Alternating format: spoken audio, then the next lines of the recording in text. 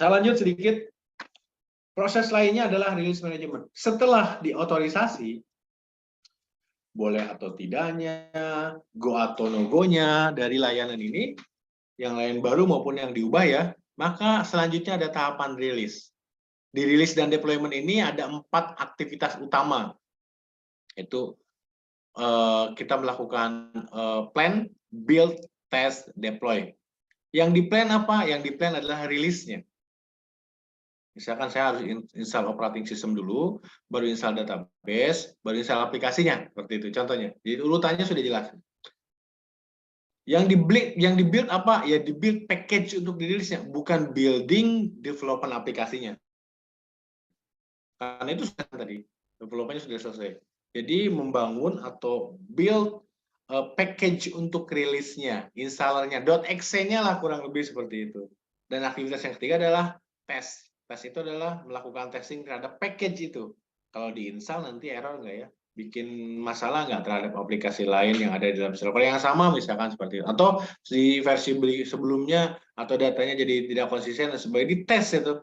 Proses testingnya itu bukan UAT yang ada di release and deployment, tapi testing package yang akan dirilis ke production. Nah, itu sesuai dengan best practice seperti itu. Nah, kemudian pada saat kita melakukan release dan deploy juga ada service validation and testing. Service ya, service validation dan testing, bukan functionality. Service validation dan testing ini mengetes betul nggak sih requirement secara non fungsional seperti kecepatan, kinerja, performance, availability, SLA dan sebagainya sudah di testing. Kalau perlu dites ulang di sini. Jadi di validate gitu.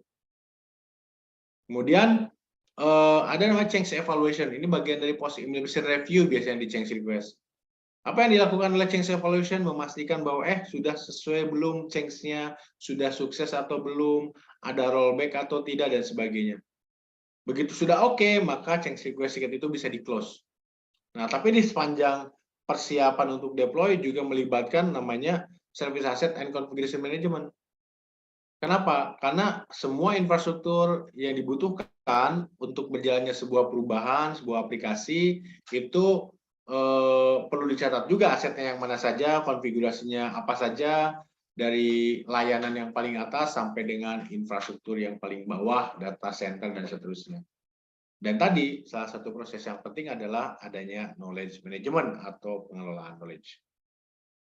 Baik, itu terkait dengan service transition. Penjelasan singkat masing-masing proses di dalam service transition. Oke, saya lanjut ke kelompok proses berikutnya, yaitu domain service operation. Nah, service operation itu tujuannya apa? Mengkoordinasikan aktivitas dan proses yang dibutuhkan untuk menjalankan layanan. Ingat ya, menjalankan layanannya sesuai dengan SLA. Jadi, cepat atau lambatnya aplikasi, kemudian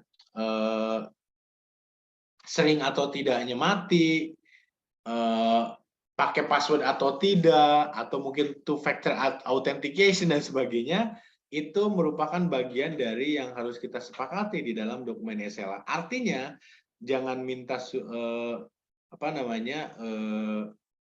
username password kalau memang tidak kita definisikan akses layanan ini melalui apa. Atau sebaliknya, jangan minta two-factor authentication kalau memang disepakati di awal hanya username password saja. Seperti itu. Jadi, apa yang kita lakukan di service operation ini betul-betul sesuai dengan service level agreement.